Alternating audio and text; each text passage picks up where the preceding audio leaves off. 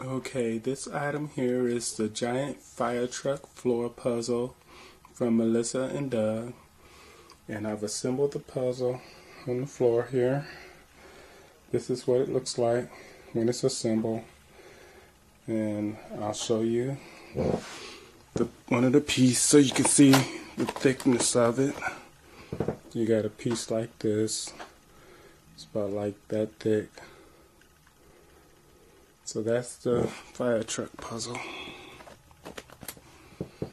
So the kids should have some kind of fun with it. It'll help them get some of their skills together.